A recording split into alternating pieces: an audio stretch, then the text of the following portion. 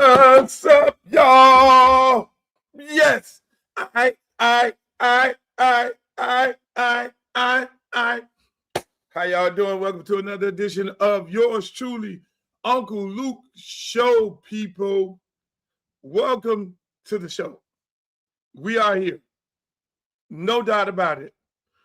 We are making sure that you get the best of the best of the best of all the best. Like, share, subscribe right now. Go all to these social media pages. If you're on Twitter, I need you to retweet it. Uncle Luke on TV right now. Go to fucking Instagram. I need you to share it on Instagram. And if you're on YouTube, share it on YouTube. Like, share, subscribe. And I want everybody right now to go to my YouTube page. Go to my YouTube page and make sure that you are a subscriber. That's very, very important that you be a subscriber on my YouTube page. That's very important. If you're on Facebook, man, share it. Share the fucking live, bro. Share the fucking live. Come on in. Tell them all come in. Unannounced, yours truly, Uncle Luke. Make sure y'all remember, I am on here Monday, Wednesday, and Friday, 5 p.m. Consistent. And then I rebroadcast the show throughout the day and throughout the night to the next day and all that. So y'all don't miss it. And if you do, by any chance, miss the show, then you can always do what? You can go to my YouTube page, Uncle Luke TV, and you can go over there. And what you can do on Uncle Luke TV is you can see all the shows in its entirety. Anything anybody say Luke said, you can always go back to the show and look at the show. That's what the fuck we do here. Good afternoon to everybody. And you know how I like to start the show off? I want to know where you from. In the words of my good friend, Uncle Al, I need to know where you from, where you at, where you're from. This is going to be a great day. It's fucking Monday. It's not a blizzard outside here in Florida. I didn't pay for this shit. I just want Mother Nature to know, Mother Nature, we did not pay for, we don't pay all these high-ass fees to live here in Florida to be freezing like we're in fucking goddamn Iowa. We don't pay this kind of money like that. So come on, ladies and gentlemen, in the chat. Get in the chat. Let's go. Get in the chat. Let me know where you're from. Yo, we got a lot of shit to talk about. We got Donald Trump not allowing the fucking black governor in for the governor's dinner. We got Bad Bunny Super Bowl. My take on that, you know, I have a totally different perspective than everybody else in that sorry-ass Super Bowl game. You know, I'm going to keep it a buck. Everybody else trying to motherfucker be nice about it. I am going to keep it a buck because I said last week when Streeter was on here, I said Drake May don't look good. It was cold. I said, the motherfucker don't look good. It look like his nuts got tight. You know, football, we'll get in. Let me get in. Let me just keep continuously give you the rundown. They try to keep me on point. I only have 1 hour and some minutes on here. They try to keep me on point, and I try to stay my ass on point because that is very, very important. We got Bad Bunny. We got Super Bowl. We got the goddamn Florida A&M. Ron DeSantis told Florida A&M and every other university that they cannot be talking about no black nothing and all that. We're going to talk about that. We got to talk about that. We got to talk about, we're going to revisit these broke-ass colleges to talk about where we're going from that point. And then, again, I never touched on it because I let it all play out. You got 10 jobs open and not one black guy get a head coaching job? And then we're going to dab into this college football thing because that's another racist thing going on also over there.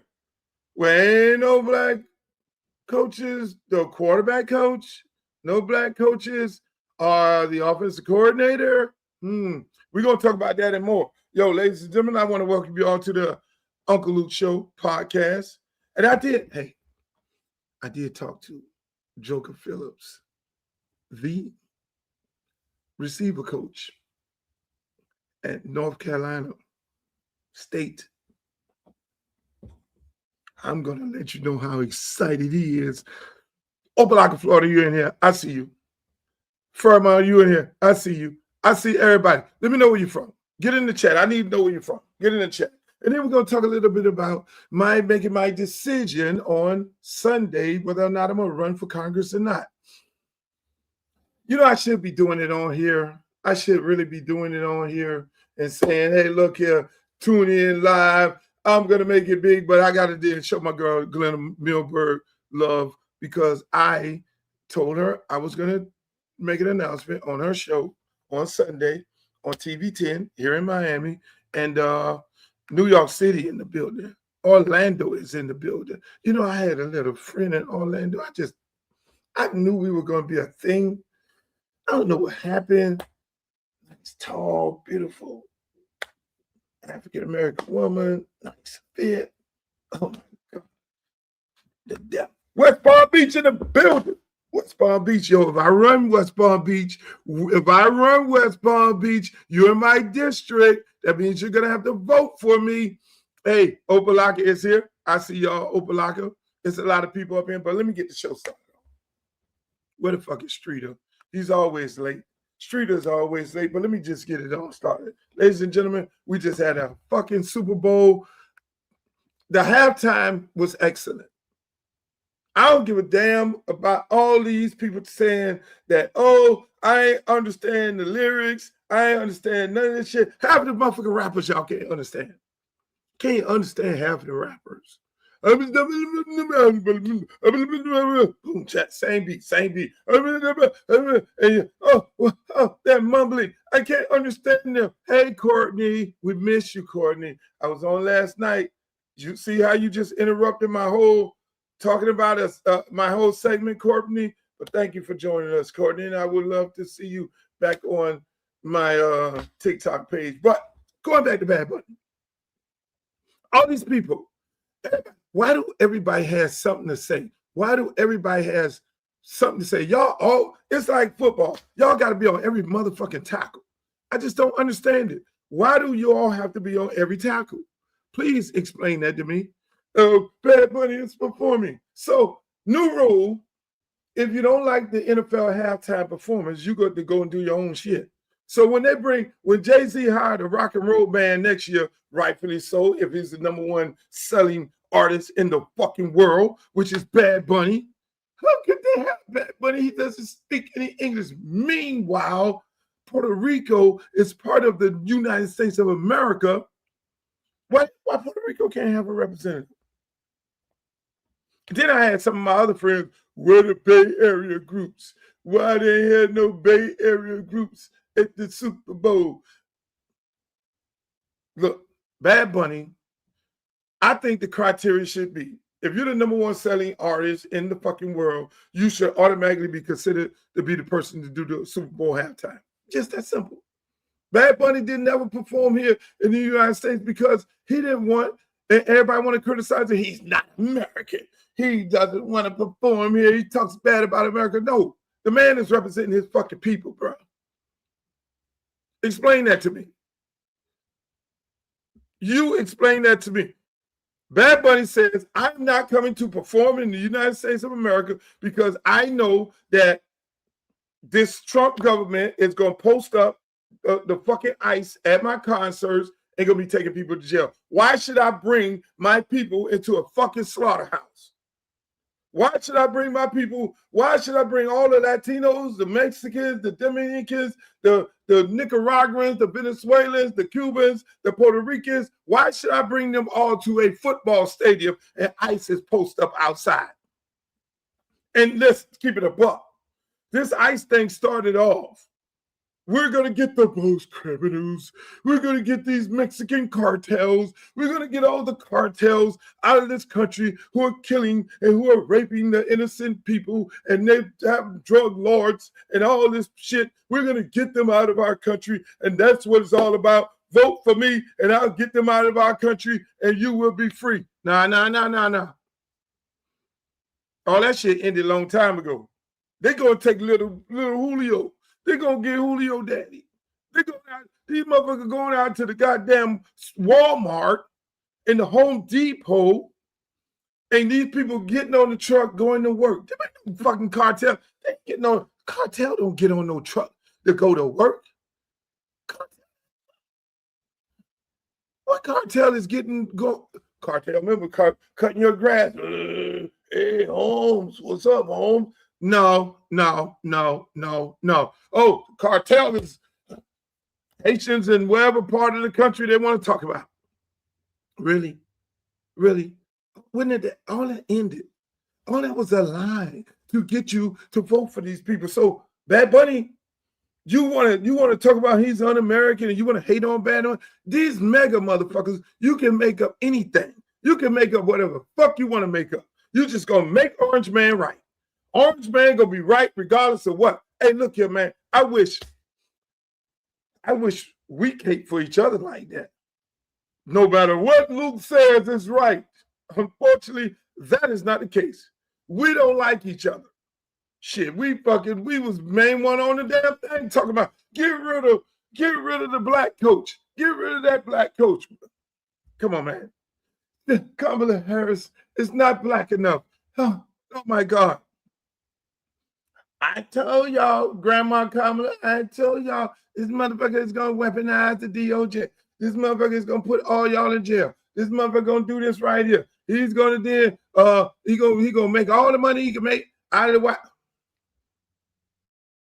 See, y'all got me talking about politics a little too early. You got me talking, hey man, I'm talking about Bad Bunny and Super Bowl. So you motherfuckers who sat on the sideline talking that bullshit about Bad Bunny, y'all are fucking hypocrites. And then explain to me, how in the fuck does Trump get on Truth Social and all of his other comrades, Laura Loom or whatever the fuck it is, and they all are talking about how bad the Super Bowl halftime is. Oh, it is so fucking bad. It's the worst halftime in the world. But y'all got your own halftime show. You got Kid Rock and all them performing over here. How you gonna watch Kid Rock and Bad Bunny? How you gonna critique the two shows? Last time I checked it, I'm a performer. You have to be engaged into the entire show to see set after set, how the music transition, the costumes, all that, the dancers and all that. You have to be able to critique that in that way before you come to the conclusion that it's a fucked up show. I don't want you to go to my show and be sitting up there talking about, hey, look, I went in there for 2 minutes and looked at the entire Luke show and Luke show, Harper, that shit sucked. You can't do that, boss. You can't sit there. If you look at the Redneck show. Look at the fucking Redneck show. Look at that. I talked to one of my little Cuban friends today. He loved Trump. He loved Luther. He got to call me and he want to explain to me how he loved Trump and all this shit. I'm like, so I called him up, motherfucker. I called his ass up. I said, hey, boss, did you look at the Karen Kirk concert or did you look at Bad Bunny? No, Luther. No. I looked at Bad Bunny. I love Bad Bunny. Me and my family love Bad. No, motherfucker. If you caping for Trump like that, why were you not looking at Karen Kirk's concert? You need to be looking at her concert. And then I wanted to put on here, but I just knew it was AI. Karen had, they showed some shit. I hope that was AI. It was like the grieving widow. And she, bikini on. I don't know. Hopefully that was some AI shit that Karen Kirk, I call her bitch Karen. Fuck that. I call her Karen and Nikki is gonna be, what's the name of the black lady who's in Django, who's sitting on the side while black men were fighting and shit? I need to know her name because that's gonna be Nicki Minaj's name. But Bad Bunny tore that motherfucker down. Look at this shit, Bad Bunny.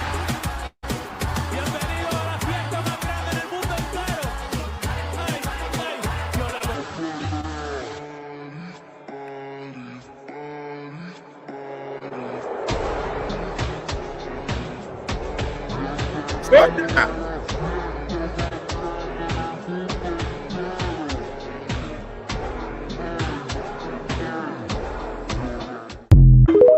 You fucking gotta love it. You're gonna tell me you don't like Bad Bunny? And the finance women shaking their ass? And you wanna look at Kid Rock? I like Kid Rock. But Kid Rock, he get a little beside himself every now and then. You know what I'm saying? Yeah, it's no problem liking and loving Donald Trump. Hey, look, Donald Trump is our president, whether you like it or not. More people voted for him than they voted for Kamala Harris. You got to respect that. I fucking respect it. I Kate voted, told you dumb motherfuckers to vote for Kamala Harris. Y'all came up with every other reason in the world not to vote for her. Half of you motherfuckers sat on your ass. Half of y'all motherfuckers sat up there telling me, I ain't voting for her, and I ain't gonna vote for him. And I told y'all, well, a no vote for her is a vote for him, dummies. And you sit there and let that shit happen. So what happened? Now you got 3 people on that side. You got Karen Kirk. This bitch got a whole thing going on. She got town hall meetings and shit. Look, if I was a betting man, if I was a betting man, I don't think that guy who they got unalive, Charlie. You go look at Candace Owens. Candace Owens is another piece of work. Candace Owens, they replaced Nicki Minaj. They replaced Candace with Nicki. Nicki thinks she the first person to jump over there on the Trump train. No, you're not. Nicki, you're not. It was Omarosa. It was other Kanye West girlfriend. It was her. It was a lot of other black girls playing that same role. You know, Trump got to have a black girl over there. That's a whole nother story. I'm not even getting into that. Hey, but they did, man, that was some classic shit the way they did Nicki. They said, Nicki, you want to be over here with us? You want to get that Trump card where you're a legalized citizen? That gold card? This is what you got to do. Sell your soul to Turning Point. Go over there and sit down and talk to old Captain Kirk wife. And sell your soul on that stage. Nicki goes over there, sell her soul on that stage. Then we need you. After you sell your soul on that stage, then we see how your fans react and how everybody else react and how you handle yourself to see if you're going to go revert back, if you're going to backslide to being a nigga. No, she did. She doubled down. And then, okay, we're going to bring you on over here, Nicki. We're going to bring you over here. Now you can come to the gala with all the other white people.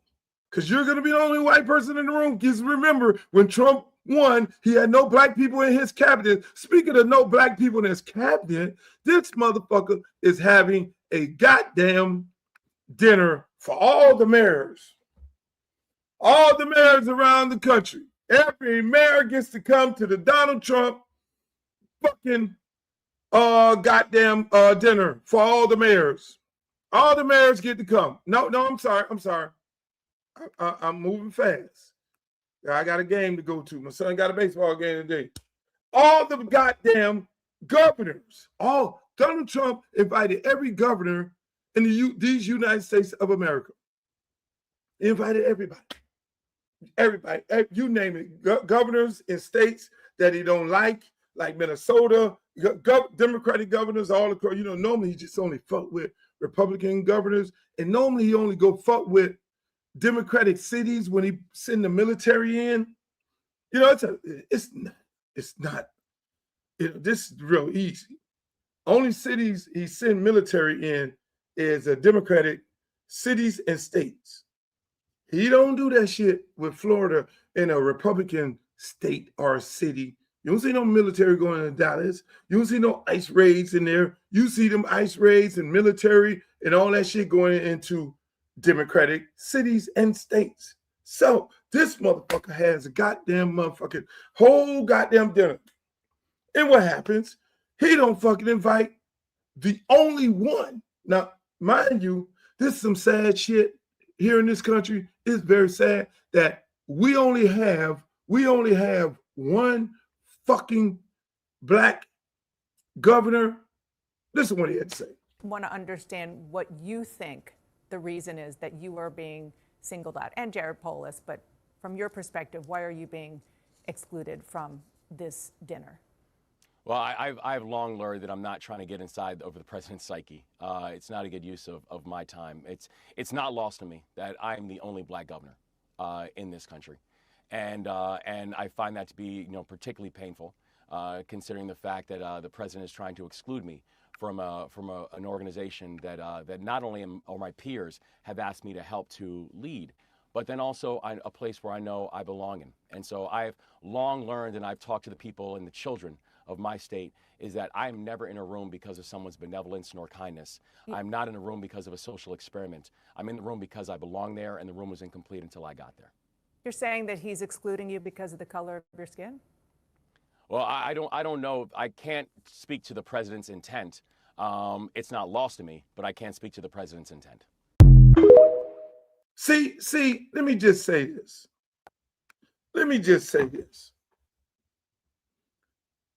That's the part where I don't like, when Democrats and the Democratic Party don't call it for what it is. No, man, just say the motherfucker did not invite you because you're black. If it walks like a duck, quacks like a duck, it's a duck. Just go ahead and say, bro, this man did not fucking invite me because I am black. You're right. What the fuck you think? Don't you see it? Do I need to tell you? Do I need to fucking tell you that he did not vote? He did not allow me into this event because I'm black. It is what it is. It is what it is. Walk like a duck, quack like a duck. It's a fucking duck. It's just that simple. And so the thing is, I don't like when these Democrats get on this shit, and then the first thing they do is like bow out. Don't fucking bow out. No, Governor. Governor, say no, the motherfucker invite me because I'm black.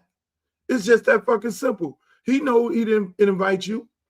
He know he getting ready to go up in there. And see, let me tell y'all this. Let me break this shit down. Why, if I'm a governor of a state, and a lot of people wanted me to run for the governor of the state of Florida, I know I could have won with these fucking people in the race. My God, it's very unattractive. But I'm really thinking about running for Congress. More work there. Listen, if I'm a governor, right, a Democratic governor, I just see they just screwed over my homeboy, another fellow Democratic governor. And by the way, he's the only black governor. If the Democratic Party really gives a fuck about the black vote, you know what happens? I'm not going. There needs to be a boycott, and I'm calling for it. Luther Campbell on this show is calling for a boycott of all of the Democratic governors who have been invited to the dinner because they have snubbed and they refuse to invite the black governor. You shouldn't go. And if you go, your ass need to be getting unelected. You talking about unalive, y'all need to be getting fucking unelected. Because that don't make no sense. Either you're going to stand together as a party or you're not going to stand at all. And that's why I be saying about this party. People think I just hold blue no matter who, cape or whatever. No, I get more work done with fucking Republicans and Democrats working together in my community because you have to do that. But at the end of the day, you're going to go to the dinner and they just fucked over the black guy? And you're a Democrat and you know you need black vote? And you know you need black vote? See, people think everybody in the Democratic Party is for black people. No. No, this party is full of racists too. This party is full of people who want to keep their feet on the neck of black people too. This party is full of a lot of people that's in the Democratic Party that sits right there and, hey, we can control these niggas over here. It's a whole lot of them like to be the only go into the party where the black people controlled it, but then I can control it if I'm white over here. I can take like I'm really down with them, but I can squeeze all the juices out of this motherfucking party and use these people, but I don't really fuck with them like that. See what I'm saying? This party full up with racist motherfuckers in it. Don't get it twisted. Don't think, no, it is, no, don't get it twisted. Trying to tell you, don't get it twisted. But I find that very appalling that every other Democratic governor has not said to this point that they are not going to go to the fucking the dinner. But again, that's this party. They do what they do, and they know how to do it. But let me move on to this right here. Very disturbing. And I ain't really want to talk about it, but I got to talk about it. Florida A&M. You have a young lady, what is it? The law division of Florida A&M. Young lady is doing an event for the law school or whatever, law students, and it was revealed, which everybody know, that she was putting a flyer together. I'm putting a flyer together. I'm invite some people, and it was like, oh, hold on. By the way, you can't say the black law students of Florida A&M or whatever, however it was said. Don't quote me, but the basis of it all, they were told they could not use the word black in no shape or form or fashion in colleges around the country, in the state of Florida, including a historical black college. That was very, very disturbing. Absolutely very disturbing. You know, here you have a black institution and they can't say the word black. Make that make sense? So you can't have the Black Student Union. You can't have the Jewish Student Union, Hispanic Student Union. I mean, what the fuck is going on? These are things that Ron DeSantis in this state of Florida did, but it's all was brought on by y'all commander in chief, Mr. Trump. That is the most craziest shit ever. See, but what happens is these things are being voted on, and these things are becoming law in your state, the state of Florida, and every other state, all these other Republican states, taking away black history and the fact that you can't even go on a campus and say anything about black. These things are taken away on a consistent basis, and nobody talks about it. The media don't even talk about it. Oh, this bill was there was a bill that they voted on in the state capitol, and the bill said that you can't use the term black at all. Everybody got caught up with the DEI. Oh, we're stopping DEI. And we're getting rid of the DEI departments within all of these universities in the state of Florida. They said that. And then they took the camera over to the University of Florida, Florida State, all the white universities, and you thought it was a DEI thing. But then underneath it all, underneath the little fine print, and they always say, read the fucking fine print. And the fine print said, by the way, on no university, you can say anything about black. You can't even mention black. You can't even advertise black. You can't say Black Student Union. You can't say the Black Caucus. You can't say a black event. You can't say a black tie. You can't say anything about black. We're going to erase these niggas. That's what Ron DeSantis did. We're erasing these motherfuckers. And you got motherfuckers actually went up there. You got people that actually went up there and voted on this shit. They actually voted on this shit. Nobody talked about it. Where's the media? Where was the media? Did somebody in the media miss that part of the fine print? Are you all part of the bullshit, part of the conspiracy to sit up there and let these people, before the media used to sit there and do what? They used to sit up there. The media used to sit there and look at, they would sit there again and why am I repeating myself? The media used to just sit up there and do what? They looked at everything, all the fine print. In this case, they didn't. I mean, let me let y'all hear an interview of this young lady here, and talking to the Orlando newspaper, because this is very, very important.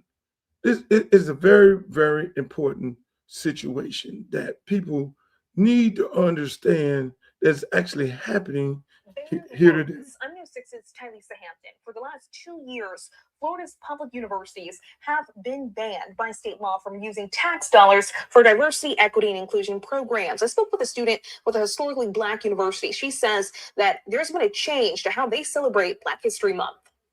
What were some of those words that you were having pushback on?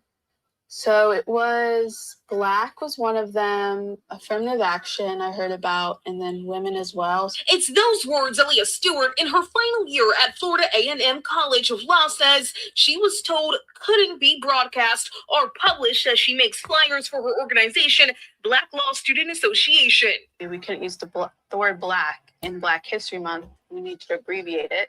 I took those concerns to the university. They replied with this statement.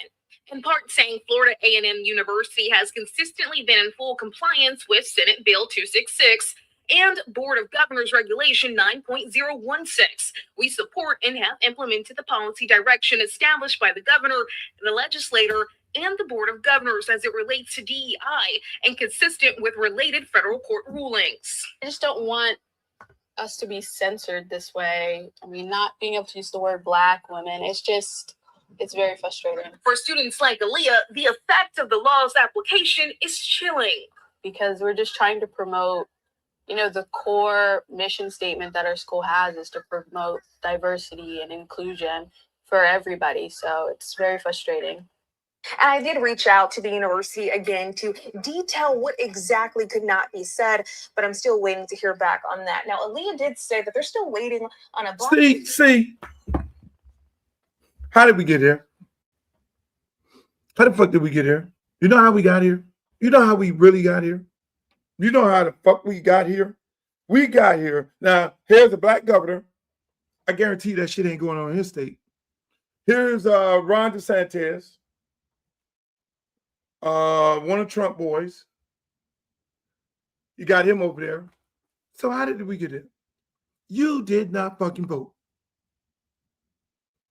You did not fucking vote. You didn't vote because this is what happens. This is what happens. This is what happens, people. There were some key things that were said in there. Senate bill, House and Senate bill.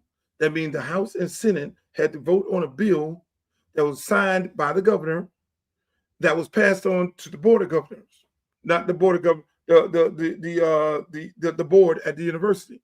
So that was 4 layers of people it had to go to. When you allow a Republican governor to become the governor of your state and you don't take your ass out there and vote, he gets to pick the board at every state school in his state, along with the board president. So when it got to the board and the president,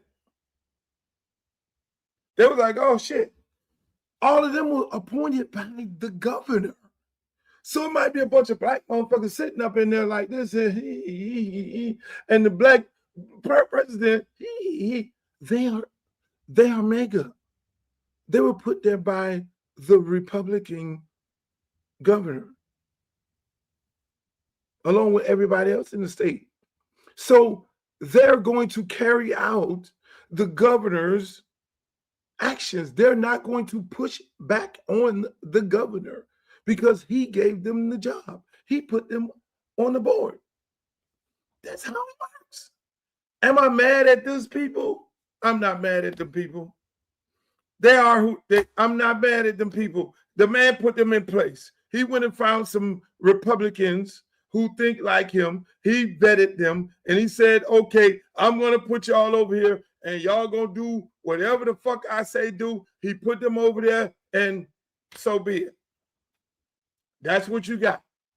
But no, when that's what you got. Now you're getting ready to have another governor's race this year.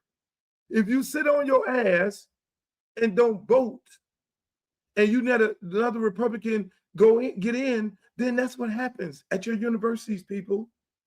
They take out DEI, they take out the word Black. You can't even say, oh, we're having a Black student union meeting in a goddamn college. Is that crazy? That's because y'all sit on your ass and don't vote. When motherfuckers like me is out there telling you motherfuckers to go vote. You don't know the impact. So now you sitting up here thinking you smart as fuck and you ain't voting, and then now, oh, fuck that shit, I ain't got to go in there. Ain't nothing sexy about this. We don't have Barack running this year, so I'm not going to vote. No, these things impact you from local, state, and federal. Local, state, and federal. The fine line. They get to put any language they want to put in. Then you got the goddamn, you have the House Republican, the Senate Republican, plus a goddamn governor that's Republican. They're going to do what the fuck they want to do. And it ain't going to be designed around helping you. That's not finna happen, baby. So again, we sit on our ass and we allow these people to talk us out of good shit. And now our kids up at universities, at black institutions, they can't do a goddamn thing about it because it's law. So the president of FAMU, she can't do nothing. The board can't do nothing because it's law. It is law. It was signed into law by the fucking governor. And if you had a Democratic governor, and even if you had a Senate and a House of fucking Republicans, and they send some bullshit to him, he don't sign it. It don't go into law.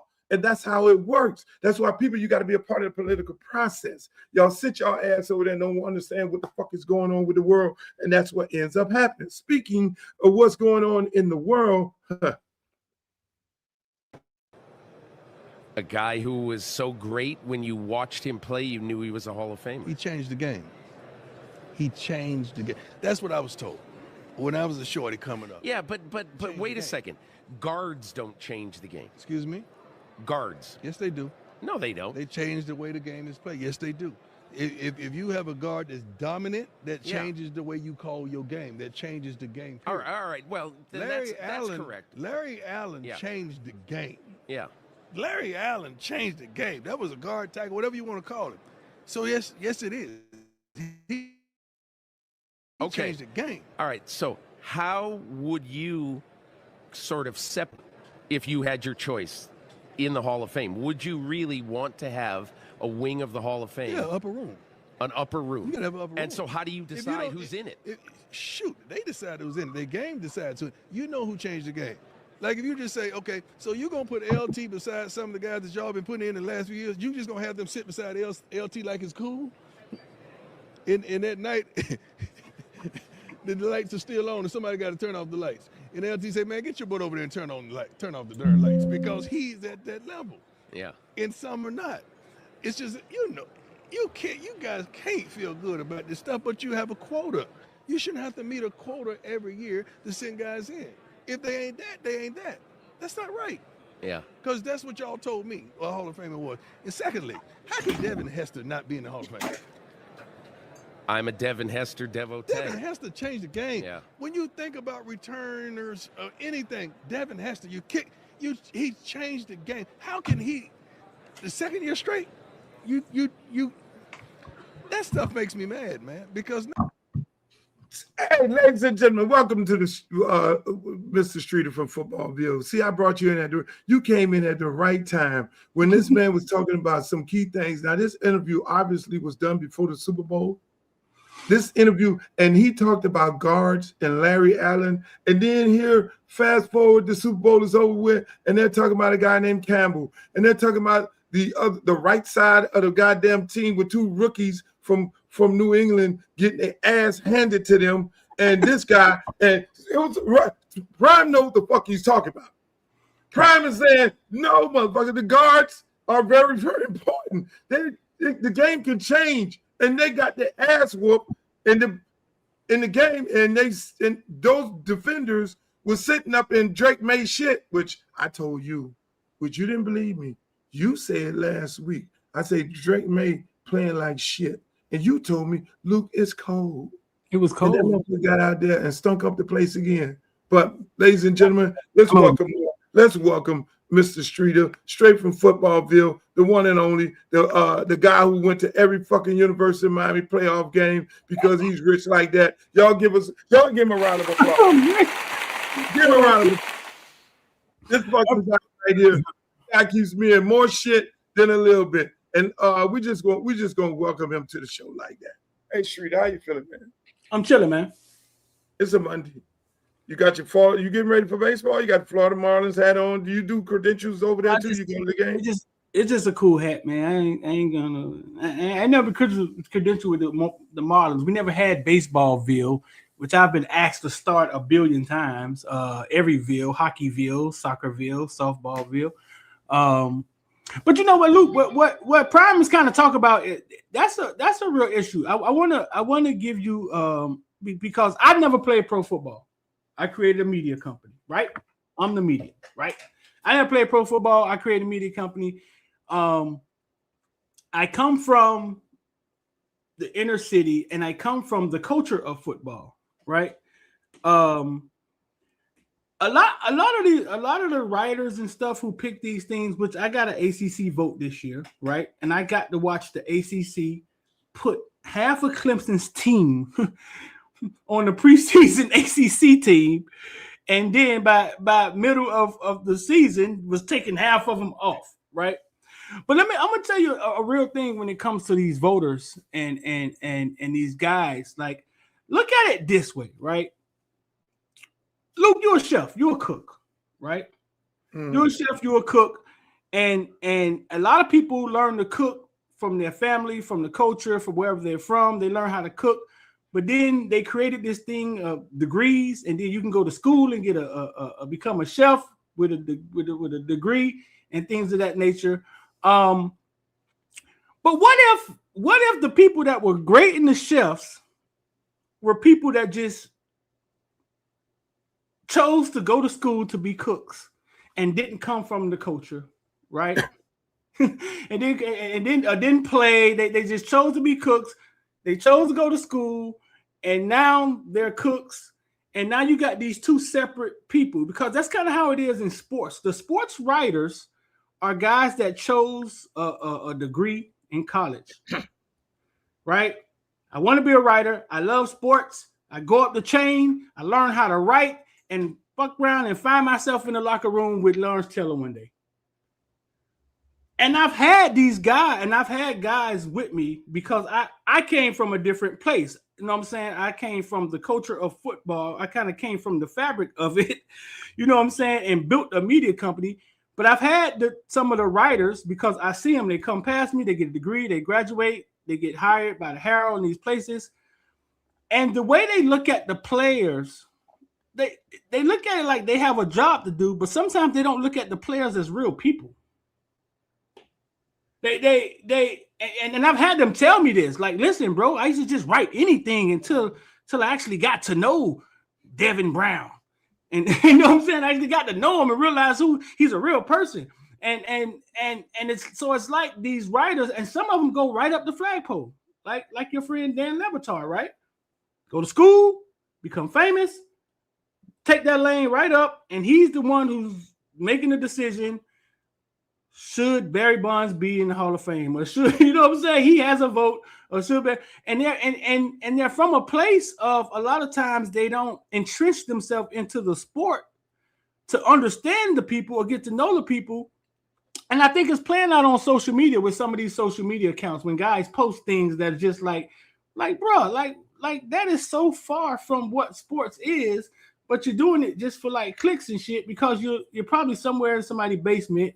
You've never played the sport before, and you think it's cool to say Lamar Jackson looks high on a Thursday night in front of a food truck. Let me tell you. Go ahead. Talk to me. No, I'm just saying. So I want people to visualize these two different lanes, and then somehow the industry gave those guys power to pick who these guys who've been backpedaling their whole fucking life and playing football, trying to get their family out of goddamn poverty, gave them power over them. Streeter, let me tell you something. You are definitely right, because here's the thing. You're right when you break it down in the way you broke it down as a cook and as a chef and as a person. I'm a chef by trade. You can't critique me But they have food critics that do show up and criticize the food. Right. They never cooked before in their life. But they supposed to know, or somebody ordained them to be the individual to tell you that this creme brulee is the best creme brulee of all times. And they write it down in the newspaper, say, oh, Chef Boyardee, you know, had the dopest creme brulee in the fucking world, and therefore you should be fucking eating his creme brulee. And they do that, Streeter. I know. And so you're right. You are definitely right. You be put in a situation. We're put in a situation where oftentimes the person does. They don't know the game that way. They don't know the game where, they don't know the preparations of that meal and what it took to prepare that meal. You only tasting the after it's all done. You don't know that he put a little bit of this, a little bit of that in there, baked it at this temperature here. You don't even know the fucking temperature, but you're just gonna look at it. The human element of it all becomes political when they don't even really think it's being political. That's where the human element of it all comes in. But we as a people need to have certain people to tell us this is a duck. And it goes back to me and you talking early in the year. We live in a world, in a society that we need an individual that we could rely on to tell us that it's a duck. But when it comes to Luke, our Streeter telling you it's a fucking duck. Oh, hell no. Streeter and Luke. But then later on down the line, it is a fucking duck. And so that is what has a tendency of happening on a regular basis when it comes to this shit here. Look at this right here. Look at this. Jack, I'm not going to disclose that. When you come on the committee, you take an oath that you're not going to discuss any of the debates, anything that happened there. I'm not going to put any of my teammates under the bus, who they voted for, who I voted for. Here's the situation, okay? In this category, coaches, contributors, senior players, there are 5 finalists. You could vote. We voted as a team. Our group voted. Roger Craig got the most votes. I stand behind that as a teammate. That's how we voted. But here's the problem. We voted for 3 people. There are 2 other slots available. Bill Belichick definitely deserves to be in the Hall of Fame. Robert Kraft deserves to be in the Hall of Fame. L.C. Greenwood deserves to be in the Hall of Fame. Ken Anderson deserves to be in the Hall of Fame. And we've got 2 slots. But because of a change that the Hall of Fame made 2 years ago, none of those guys got in. And it wasn't because of us. People think that we voted against Bill Belichick. We did not. As a matter of fact, if the vote, same exact vote, had taken place, same totals 2 years ago, Bill Belichick would be in, so would another deserving Hall of Famer, and that's why I'm upset. That is not right. What I would say, Coach, is... What'd you think about that? How the hell Tony Dungy get... How Tony Dungy get confronted on national TV after all these effed up votes in the last 20 years? How is he getting confronted? Oh, what? Because the nicest guy in the world. The nicest guy in the world. I stopped it right there because I know you were going to say that. The fucking nicest guy in the world, Tony Dungy, he gets drugged. But this is what was said to him after he said that. Doesn't include Bill Belichick at the top is absolutely wrong. And a lot of those players that we mentioned, they're great players. I played with Drew Brees. I played with Adam Vinatieri. But there's nobody more deserving to be in that Hall of Fame than Coach Belichick. I've seen his greatness. I've seen him design defenses to stop your offense. And you just look at the players that he's impacted. He's been unbelievable. And when I look out throughout the Hall of Fame, and even a guy like Tom Brady wouldn't be Tom Brady without Bill Belichick. And that's the disappointing part of it, Coach, and you guys got it wrong. Well, I feel your pain. Dang. Oh, my God. We still in the field and in the house. What the fuck is going on? You can't possibly put Tom Brady in the Hall of Fame. Deion Sanders said it best. Hey, look here. If there's a house and you know it's an alpha in there and you just got in the house, I'm going to tell you to cut the lights off. hey man, LT gonna tell anyone of them motherfuckers. LT is going to tell Jason Taylor to cut the lights off, and Jason Taylor is gonna respect that. And he gonna get up and go cut the motherfucking lights off. No disrespect to Jason Taylor. I love Jason Taylor. He's doing a hell of a job at the University of Miami. Let's keep it 1,000. Hey, villains, y'all hear me say it. So if Schroeder didn't go into the villains and say I say anything different than that. No, but there should be a upper echelon, and then no way are you putting a Bill Belichick in the Hall of Fame. That's fucking bananas. But Dion said it perfect. You have to be a game changer. Devin Hester not being in the Hall of Fame. He didn't play, but so many. No, if you could put a kicker in the Hall of Fame, if you could put an executive in the Hall of Fame, if you could put there should be a slot for a specialist. This man changed the fucking game. I'm sorry, but did I hear him say there's no Tom Brady without a Bill Belichick? Did he say that? Yeah. Huh? Who drafted Tom Brady? Who took a chance on Tom Brady? Who saw the talent in Tom Brady? Who drafted this man in the 6th fucking round? Who? Okay, so he's saying there's a whole bunch of people. There's a whole bunch of people miss him 7 rounds, and back then probably was 9 or 12 rounds. And they just kept on going. These rocket scientists, they got the same owners. And they recycled a whole bunch of these goddamn GMs and presidents. So a lot of these people who pass on Tom Brady are still in the league right now. And Bill Belichick said, no, I like that guy from Michigan. Then come on over here, young fella. I see a lot in you. Let me surround you with all these good people and these good coaches. See, y'all only give Mario Cristobal credit for anything. You don't give no other. Bill Belichick is a fucking GOAT. Now, when it's time to put Tom in, no, if you can't put Bill in, you can't put Tom in. You can't put none of the people. That man said it best. That man said, look at man, Bill designed defenses to stop motherfuckers. And he stopped your ass too, Tony Dungy, just so you fucking know. He designed he put a staff together, he built the culture. And that's what Mario say, we have to establish a culture. And we building a culture first. And then we get the bodies in here.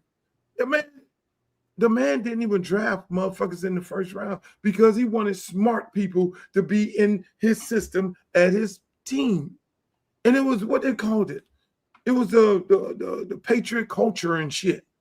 You talk about culture. So you don't put him in the Hall of Fame? Fuck the Hall of Fame. And all the writers in there also. Moving right along. What do you think about this right here? Hey, Streeter, tell me, what do you think? Let me get this shit back off here. It was something that went on right here. I'm sorry, people.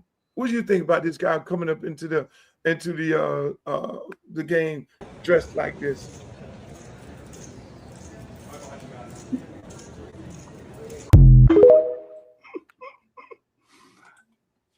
I think football. I think football is entertainment. And I think he's very entertaining. That's what I think. He's getting ready to go play a game. The man is came up in there with shackles and shit. He was the first one. Was that a statement? He was the first one to catch a touchdown for the New England Patriots.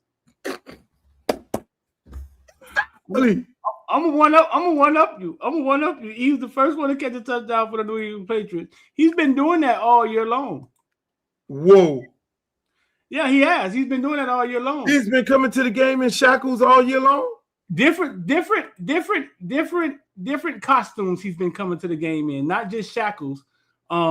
Different costumes. But guess what? Guess who spent some time with him? Guess who spent some time with him this spring? Who? Me and Sly was with Mac Hollins. That's him right there, Mac Hollins. Sly worked out Mac Hollins this spring. He came out there with his daughter and was getting it in Davie. You know what I'm saying? They go Sly from Premier Athletes. And you see, I posted last night, only Patriot that came to play tonight was Mac Hollins. That's when they only had 6 points. Shout out to Sly. One time of Sly. Best receiver coach in the world. Hey, the guy who makes Kevin Beard looks good because he coaches up. I guess. Shout out to Sly. It was him, Elijah Moore. You know what I'm saying? And the backup. It was the backup. I think the backup Patriot quarterback was out there. And the last thing I would have thought, because it was weird watching him work out. Right, Luke? He's a wide receiver. Or he looks like a tight end. He runs like a tight end. He doesn't seem fast, but he's big and strong, right? But he balled out in the last playoff game. I mean, as much as you could in that cold. He came in this one like this. He got Vabrew's jersey. That's his coach's high school jersey in his hand, and I think he gets it when it comes to entertainment. Football is entertainment. We forget that, right? Nike made us think that it was a culture or a way of life, like motherfuckers were really born in Footballville, but it's entertainment, right? Right? And I think he gets it. I think Mac Holland gets it. He's going to be the one to have the long career, then the long second career sitting behind somebody's desk. And I think he understands it. No different than Chad Johnson understood it. He caught a touchdown last night. In the middle of an ass whooping, he caught a touchdown, Luke. Hey, Mac, shouts out to Mac. Shouts out to Mac. The Mac is back. Mac came up in there with his motherfucking outfit on. People, listen, man. This is fucking amazing. Tell me what you think about this. And this is about more than Bill Belichick because. Oh no, I'm sorry. I got the wrong. We didn't talk about that no more. We don't want to talk about that anymore. I got the wrong clip. So Streeter, I talked to a good friend of mine over the weekend. And I'm sorry I had to hop off here real quick because I got to go to a little man baseball game. I talked to Joker Phillips. Joker Phillips was so fucking excited. Joker Phillips, who's the receiver coach at North Carolina State, he came up to me at the fucking Hard Rock. It was a party. Shouts out to my man Ron. Ron dude's a super dope, a grown folks adult party at the Hard Rock once a month. Ron over there at Range Road. Man, the party is beautiful women, professional, everything. Y'all go over there first of the month. Look, find Ron, but Joker Phillips was there because he was down to go to support his teammate Mark Higgs, who does a big Super Bowl party at Gulfstream every year. And so they were at the top of the Hard Rock. And Joker comes to me and I'm like, I don't remember Joker face. Man, Luke, what's up, man? I love you, brother. Take a picture with my wife and my girl and my sister and and all that. And man, Luke, man, I love you. I'm like, now mind you, these coaches, you never know where the fuck they're at. I'm thinking Joker is retired. Joker like, man, what the fuck? What the fuck? I'm like, huh? Man, y'all see it, man. What the hell? Y'all see this guy? This guy is the first round pick. Now, I'm like, who you talking about, Joker? Now, mind you, he probably thought that I knew that he was at North Carolina State, and everything. He said first round pick. He said first round pick. He said, y'all sent me a first round pick. That's what Joker Phillips said. Joker Phillips, just so you all know. Who are you talking about? Please don't say who I think who are you talking about? Please don't say. Okay. Let me do this. Who are you talking about? Joker Phillips, former head coach in Kentucky. Joker Phillips, who coached at Cincinnati, everywhere, Minnesota, wide receiver. The college football artifact. Been everywhere. He's been everywhere. Joker Phillips been every fucking where. Joker Phillips was the head coach at the Wildcats. Joker Phillips is one of the all-time great wide receivers. Joker Phillips, listen, was at Ohio State. Listen, Streeter, you don't understand. This man coached how many fucking receivers at Ohio State? Are you serious? And that went first round. He said, "Who's the first rounder?" He got two Miami receivers. Now he said, "Who's the first rounder?" JoJo Trader. He's like, "How the fuck you talking?" Get out of here, man! Get out, man! What are you talking about, man? This man just said we sent him a first rounder. That's what he said. He worked him out one time. Joker Phillips is the creme de la creme, You talking about upper echelon, different room? Well, he'll tell Beard to cut the lights on and he have to cut the lights. Joker Phillips is here. And if he says you're a first rounder, you're a first rounder. If he says that, what did the dude do on Instagram? What he doing? Calm straight up. Calm the fuck down. Man, what? He said, what y'all got going on down there? He said, man, I worked this kid out. This kid is spectacular. Man, I don't got no. He's like his route running to precision. Football field COVID mask. I ain't got nothing else to say, man. I got a football field COVID mask. Look, we already knew this. Look, we already knew this. What else he said about it? What else he said about it? He said, man, I absolutely love this kid. This kid gonna probably break every record in the ACC. He's gonna be first. This is a first round pick. He said, he said, oh, the man grabbed me and was holding my hand like this. I'm like, Joker, you all right? You had a few cocktails. He was like, Luke, explain to me what the fuck is going on down there. I'm like, Joker. He was like, how did he only get 16 targets and 13 catches? Everybody else. I said, maybe I need to call Streeter. You told him our receivers were better. What did he ask you? You think I'm gonna lie? I don't know. Did he ask you anything about it? No, he asked me, he was like, what the fuck y'all got down there that y'all couldn't use this guy? This is a first round draft pick that I'm looking at. He's like, man, how did this shit ended up in my lap? This fucking guy getting ready to make Joker Phillips another head coach. Luke. Shouts out to JoJo Trader, Slide the Family Stone. Oh my God. Hey, when you're a coach, you talk about cooking and baking. When you know you got a hell of a fucking cook and a baker and a line, you just sit back like this and like, this is a finished product. Shit, just turn this motherfucker loose. And you know the quarterback is going to get him the ball. You know it's homeboy. It's no different. Hey, listen, Streeter, and I don't want to break your heart again twice today. You know, you don't think CJ is going to throw him the ball?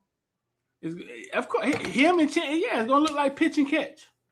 It's going to look like pitch and catch like back at the Ravens. Of course he's going to throw him the ball. He's been throwing them the ball since they were 9 years old, 8 years old. Okay, don't you think that's going to be the same thing at University of Miami with this quarterback who brought his receiver with him? Nope. Them niggas met last year. Set your ass up. Since he was 8. No. That brought his receiver. Them niggas met last year. CJ knew it is not the same thing. And he did 1,000 yards. I smell we want the ball brewing. I smell why I'm not getting the ball. The problem. I smell the problem. For all the Kane fans watching, here's the problem. It's not the fact that we lost a JoJo. You know what I'm saying? It's the fact that I think in the national championship we needed a JoJo.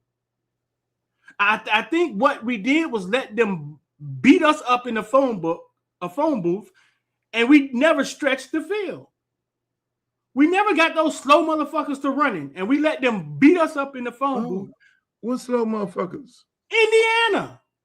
You saw when Mark Fletcher broke. Them motherfuckers was huffing and puffing. Talking about he was 21 miles per hour. They couldn't catch Mark Fletcher. Are you criticizing the offensive coordinator? Who am I criticizing? I think it starts at the top. It starts at the top. But what I'm saying is it's the fact that we let them beat us up in the phone booth on the offensive side in a phone booth, and we never stretched the field to give ourselves any space because we didn't really have the guys to do that, right? Marion was awesome against Ole Miss. He was 1 for 6 in the national championship. Malachi went crazy, but all 11 eyes are on Malachi. So when Malachi catches the ball, it's everybody to the ball when 10 gets the ball. How did the defensive coaches say it? Everybody, when Tien touched the ball, warming to the ball. when Tien touched the ball, everybody to the ball. We needed one more guy to give that more space. Maybe Malachi goes for 200 yards. Maybe we have a little more offense. Maybe we win. That's the problem with this. That's the problem with not using the JoJo or losing the JoJo. It's not the fact that, okay, we lost him. The transfer well, here. Streeter, you have 2 1,000-yard receivers. And I just want everybody to know. I just want everybody to know in the chat, especially the villains.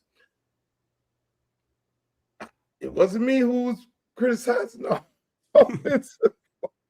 Bruh, that's the problem with this. Hold on. So I'm gonna do this.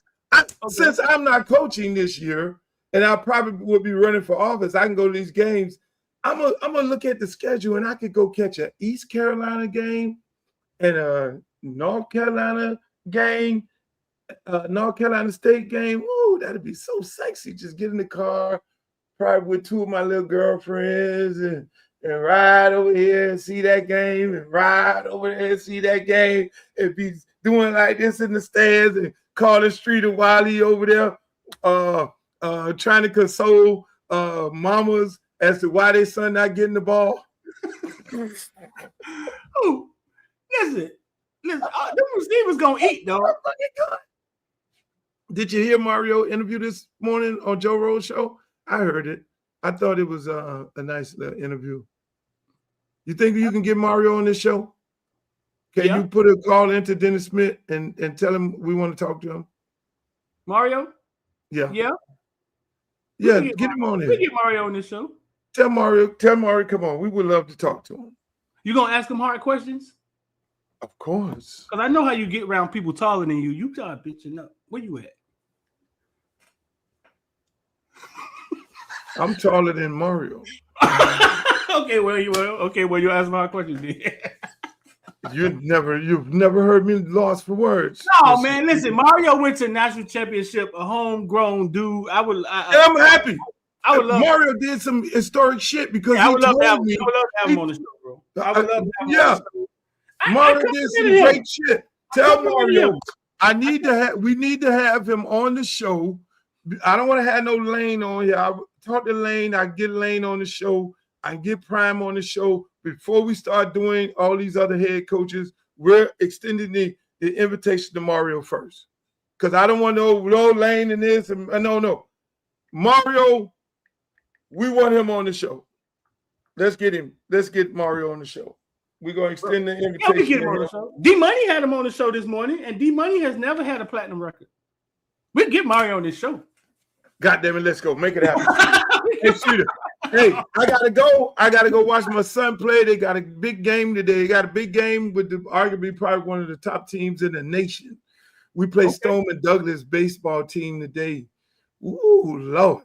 They got a dude over there throw the ball 98 miles an hour. I asked my son, I said, boy, you ready to hit that?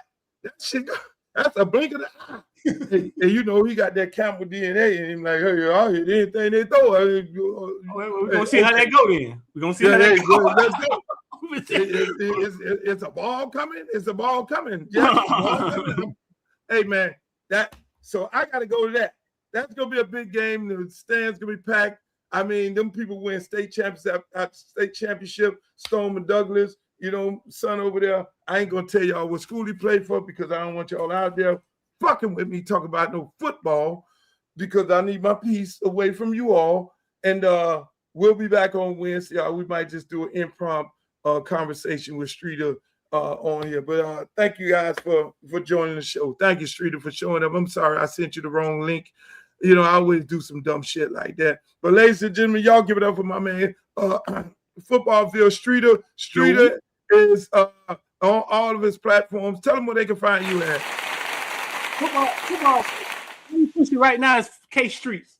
K-A-Y Street on Facebook. Go follow us. Footballville got 1 million followers. K Street got 98. Come on, man. Let's get us to 200 followers. Man, let's get K Street up, man. Let's get K Street up. God damn it, man. Let's go. Hey, thank you guys for joining us, and we appreciate you. I love you all. I got to go. I'm actually running late. I gotta go, but make sure y'all like, share, subscribe to the show. We're gonna be sending out a lot of clips. Hey, Monday, Wednesday, and Friday, 5 p.m. We're live all the time right here on the edition of the Uncle Luke Show podcast. Hopefully you enjoyed the show. Like Walter Cronkite always say, may the good news be yours. Peace.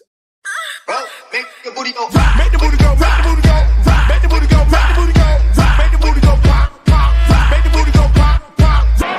I need some bad girls.